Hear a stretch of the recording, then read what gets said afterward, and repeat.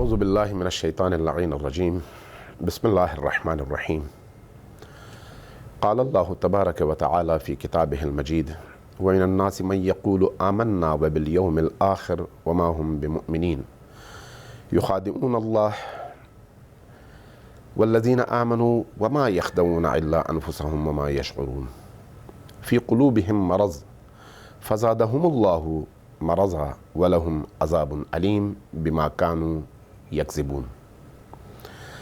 پاکستان کے اندر گزشتہ 40 سالوں سے مکتب تشیع کو داخلی انتشار کا شکار کرنے کی جد و جہد اور کوششیں جاری ہیں، اور امام خمینی کے انقلاب کے بعد سے اس اسلام کی اجتماعی آواز کا گلا گھونٹنے کی جن کوششوں کا آغاز امریکیوں، اسرائیلیوں اور بعض عرب ممالک نے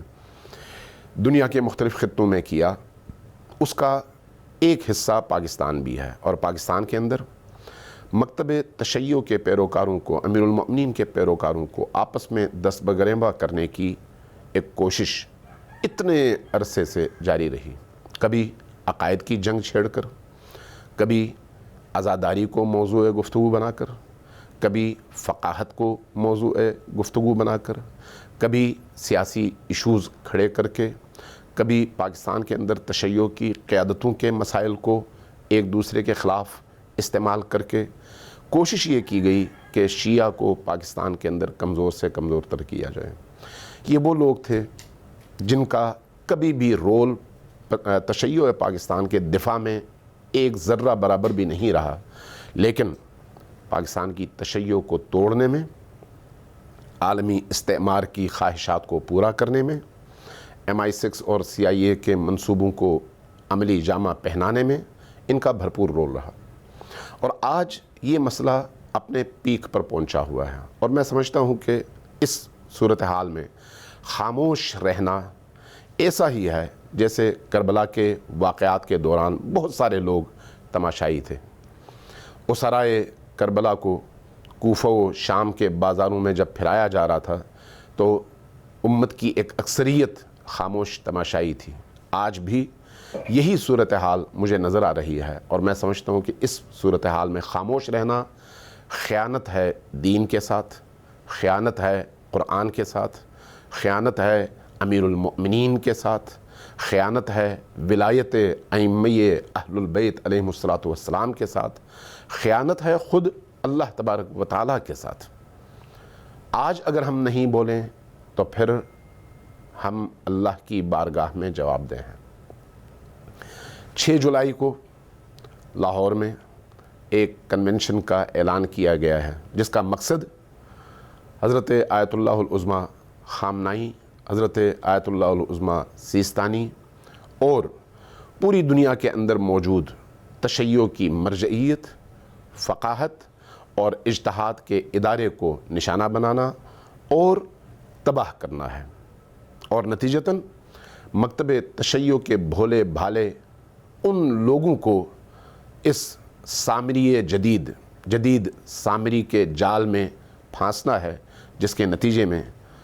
جنگ صفین کی طرح سے اور نہروان کی طرح سے لوگ اپنے وقت کی حجت کے خلاف اٹھ کھڑے ہوں۔ آج وہ دور میں اپنی آنکھوں سے دیکھ رہا ہوں، اور مستقبل ایسا ہی نظر آ رہا ہے۔ یہ یاد رکھیے گا کہ چاہے کوئی بھی شخص ہو اور چاہے وہ کچھ بھی کہے، ہمارے لیے معیار نبی کریم کی ذات ہے، قرآن کریم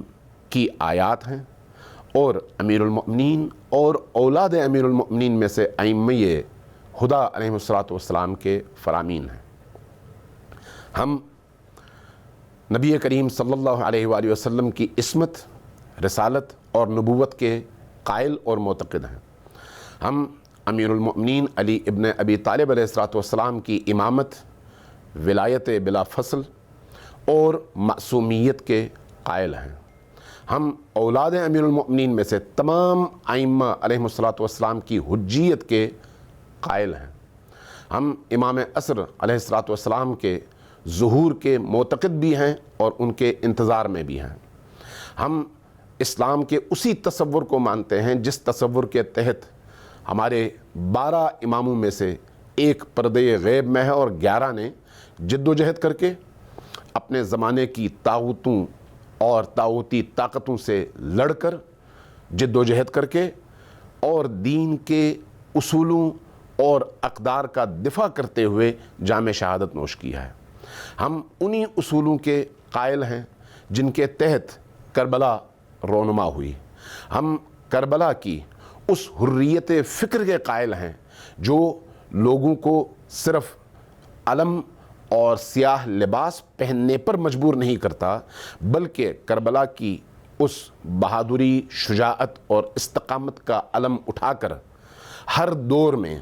اس دور کے یزید اور یزیدیت کے خلاف برسر پیکار ہونے کی دعوت دیتا ہے، طاغوت سے بھڑ جانے کی دعوت دیتا ہے، اور عزاداری سید الشہداء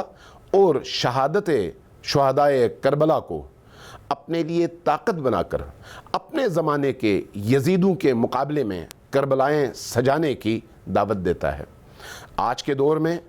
جگہ جگہ کربلائیں آباد ہیں۔ یمن میں کربلا آباد ہے، فلسطین میں کربلا آباد ہے، عراق اور سیریا میں کربلائیں آباد ہیں۔ پاکستان کے اندر ہم نے متعدد کربلائیں دیکھی ہیں، آج کے دور کی کربلائیں، جس میں یزیدیت نے حسینیت کو نشانہ بنایا، لیکن حسین کے پیروکاروں نے اسی عزاداری سید الشہداء کی طاقت کی بنیاد پر ان تمام یزیدی قوتوں کا مقابلہ بھی کیا اور میدان میں کھڑے بھی رہے۔ لیکن ایک گروہ ایسا بھی ہے جو فقر کے نام پر،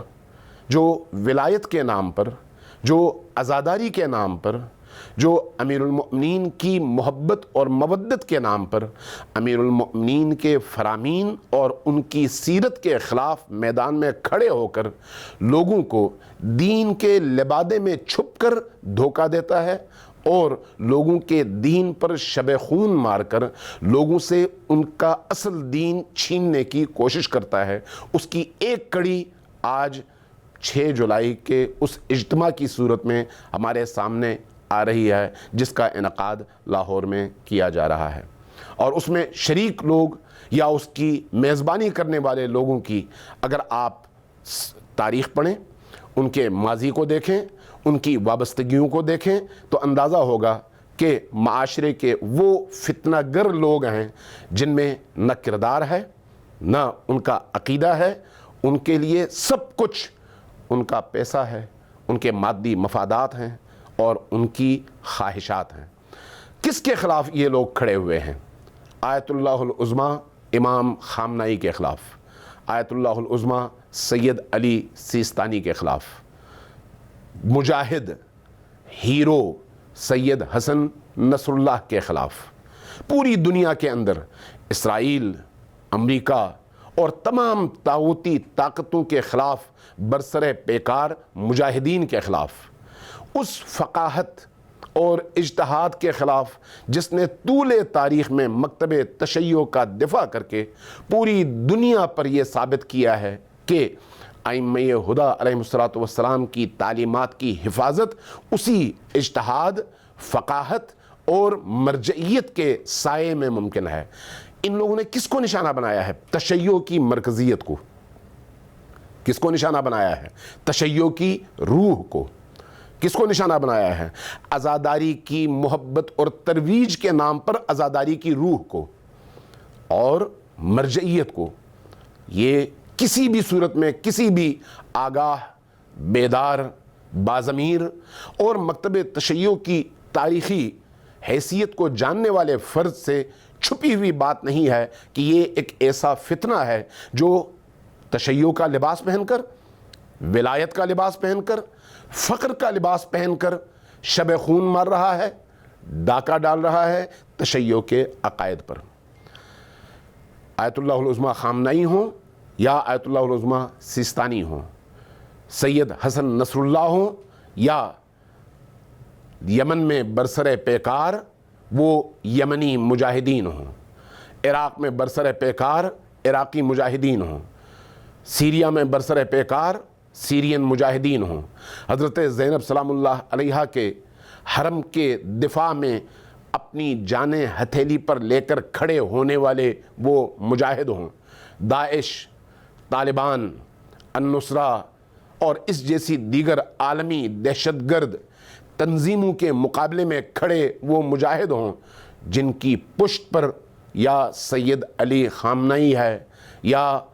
جن کی پشت پر سید علی سیستانی ہیں، یا جن کی پشت پر سید حسن نصر اللہ ہیں۔ یہی وہ قوتیں ہیں جنہوں نے آج مقاومت اور استقامت کے عنوان سے صرف مکتب تشیع نہیں بلکہ اسلام کی روح کا دفاع کیا ہے، اور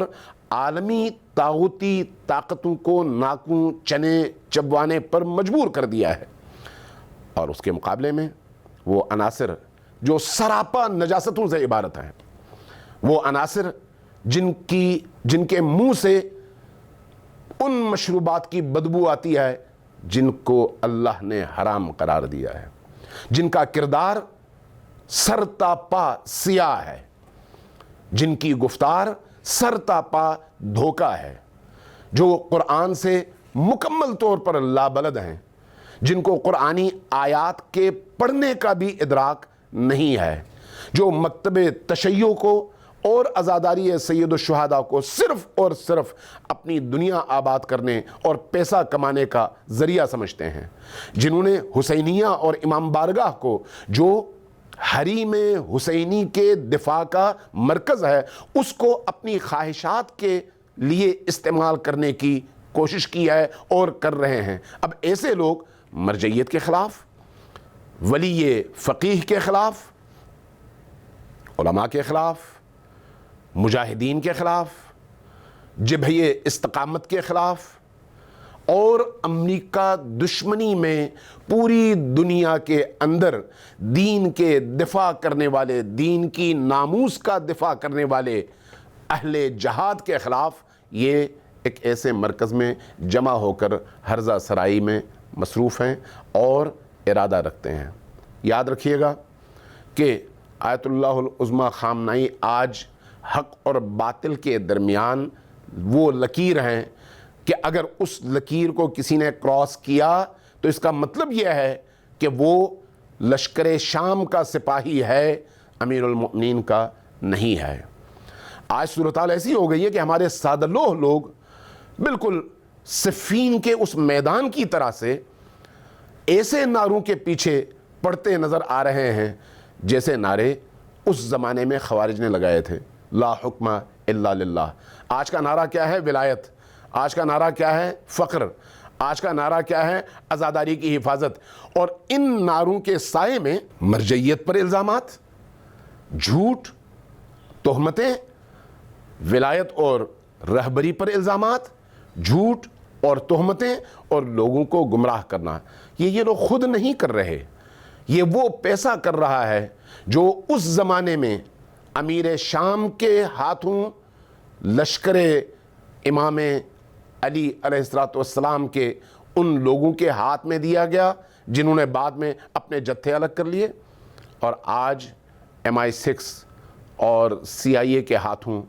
ان کی زبانوں میں، ان کے منہ میں، ان کے گلے میں انڈیلا جا رہا ہے، اور اس کے نتیجے میں وہی پیسہ بولتا ہے، اور اس کے نتیجے میں آج ان شخصیات کے خلاف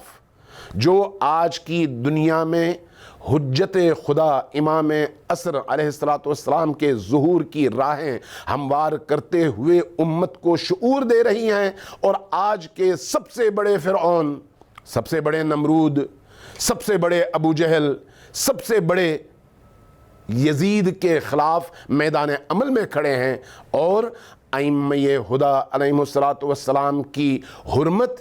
تقدس اور ان کے حرموں کی حفاظت کے لیے میدان میں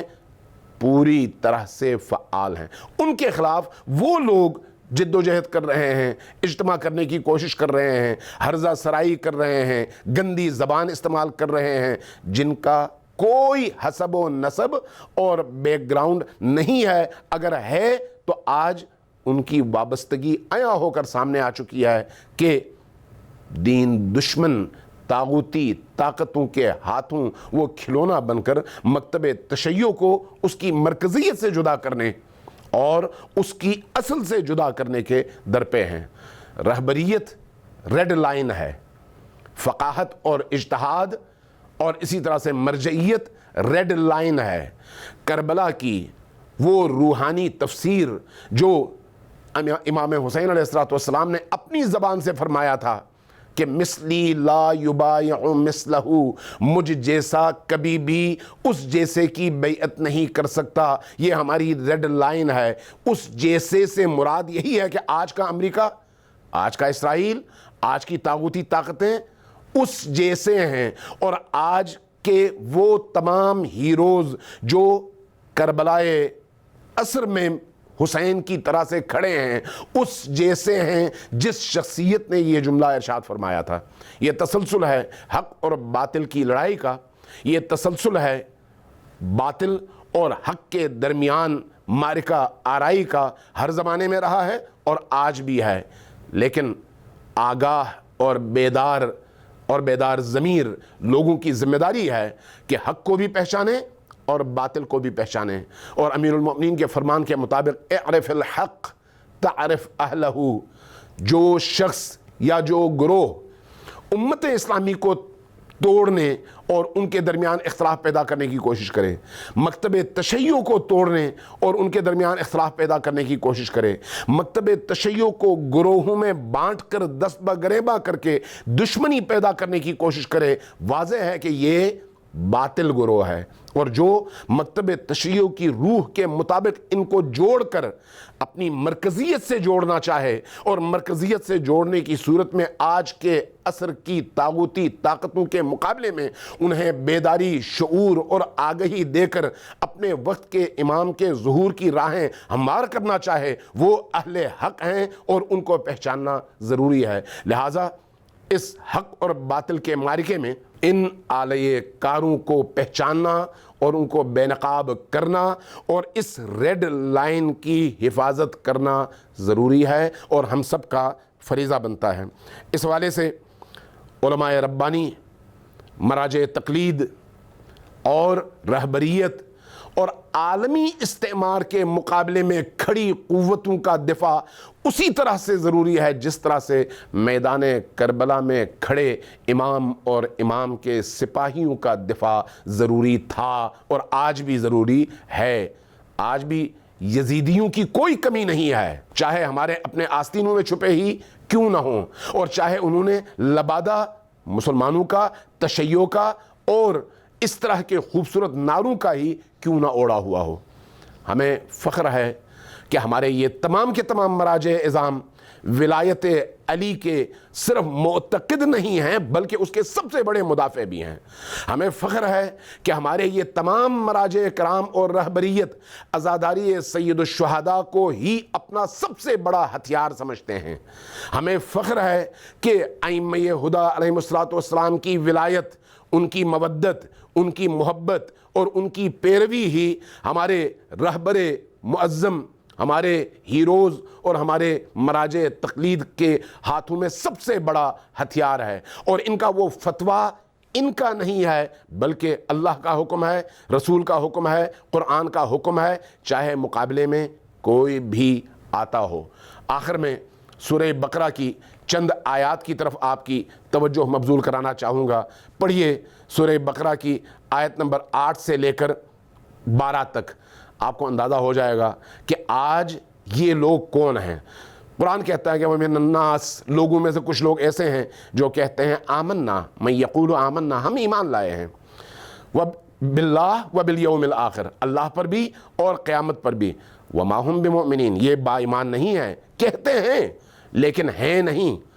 یہ کون لوگ ہیں؟ اس زمانے میں بھی تھے اور آج بھی ہیں، اور آج اس شکل میں ہیں۔ ولایت کا دعویٰ کرتے ہیں لیکن راتوں میں شراب پیتے ہیں، ولایت کا دعویٰ کرتے ہیں اور ذکر حسینی پر جانے کے لیے بڑی بڑی رقمیں مانگتے ہیں، ولایت حسین کا دعویٰ کرتے ہیں، عشق حسین کا دعویٰ کرتے ہیں، لیکن ذکر حسین کو پیسوں میں اور ڈالروں میں تولنے کی کوشش کرتے ہیں، امت کو بیچتے ہیں اور پیسہ کماتے ہیں۔ وما ہم بمؤمنین، یہ مومن نہیں ہیں۔ یخادعون اللہ، اللہ کو بھی دھوکہ دیتے ہیں، والذین آمنوا، اور جو لوگ ایمان لائے ان کو بھی دھوکہ دیتے ہیں۔ لیکن یہ جان لیں وما یخدعون الا انفسہم، یہ صرف اپنے آپ کو دھوکہ دے رہے ہیں، کسی اور کو دھوکہ نہیں دے رہے ہیں. وما یشعرون، لیکن خود ان کے اندر یہ شعور نہیں ہے کہ اپنے آپ کو دھوکہ دے رہے ہیں. یہ کون لوگ ہیں؟ فی قلوبہم مرض، ان کے دلوں میں بیماری ہے. فزادہم اللہ مرضا، وقت کے گزرنے کے ساتھ ساتھ اس بیماری میں اضافہ ہوتا چلا جاتا ہے، مزید کالے ہوتے چلے جاتے ہیں، مزید بد سے بد کردار تر ہوتے چلے جاتے ہیں. وَلَهُمْ عَذَابٌ عَلِيمٌ بِمَا كَانُوا يَكْذِبُونَ، یہ جو حق کو جھٹلاتے ہیں، حق کے خلاف ہرزہ سرائی کرتے ہیں، اس کے حوالے سے ان کے لیے عذاب علیم تیار ہے. جب ان سے کہا جائے کیوں فساد برپا کرتے ہو، کیوں امت کو توڑتے ہو، کیوں لوگوں کے درمیان گروہ بندی پیدا کرتے ہو، کیوں لوگوں کو ایک دوسرے سے لڑاتے ہو، تو کہتے ہیں وَإِذَا قِيلَ لَهُمْ لَا تُفْسِدُوا فِي الْأَرْضِ، فساد نہ کرو، فتنہ برپا نہ کرو، تو کیا کہتے ہیں؟ کہتے ہیں قَالُوا إِنَّمَا نَحْنُ مصلحون، ہم تو اصلاح کرتے ہیں، ہم تو دین کا دفاع کرتے ہیں. الا، آگاہ رہو، انہم ہم المفسدون، یہ مفسد ہیں، ولیکن لا یشعرون، شاید ان کو خود بھی یہ نہیں پتا کہ وہ کتنا بڑا فساد کر رہے ہیں. وَإِذَا قِيلَ لَهُمْ آمِنُوا، جب ان سے کہا جاتا ہے ایمان لاؤ، اللہ کی طرف آؤ، اللہ کے رسول کی طرف آؤ، اللہ کے ان ولیوں کی طرف آؤ، صرف ظاہری کلمات کے ذریعے سے نہیں بلکہ عمل کے ذریعے سے میدان میں کھڑے ہو جاؤ اللہ کے دین کی حفاظت کے لیے، اللہ کے مقابلے میں کھڑی طاغوتی طاقتوں کے مقابلے میں، تو کہتے ہیں قالوا انؤمن کما آمن السفہاء، ان بیوقوفوں کی طرح سے ہم بھی ایمان لائیں اور میدان میں کھڑے ہوں اور اپنی جانیں دیں، اپنا مال دیں، ہم کیوں ایسا کام کریں؟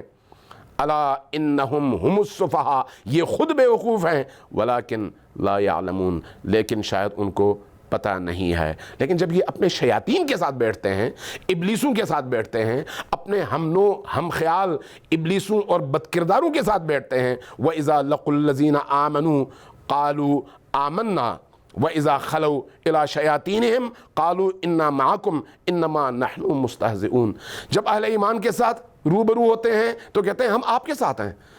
ہم بھی آپ ہی کی طرح سے ہیں. لیکن جب اپنے شیاطین کے درمیان چلے جاتے ہیں تو کہتے ہیں ہم آپ کے ساتھ ہیں، ہم تو ان کا مذاق اڑاتے ہیں، ہم تو ان کی جڑیں کاٹنا چاہتے ہیں. یاد رکھیے ان شیاطین اور ابلیسوں کو، ابلیسان وقت کو پہچاننے کی ضرورت ہے، بے نقاب کرنے کی ضرورت ہے، اور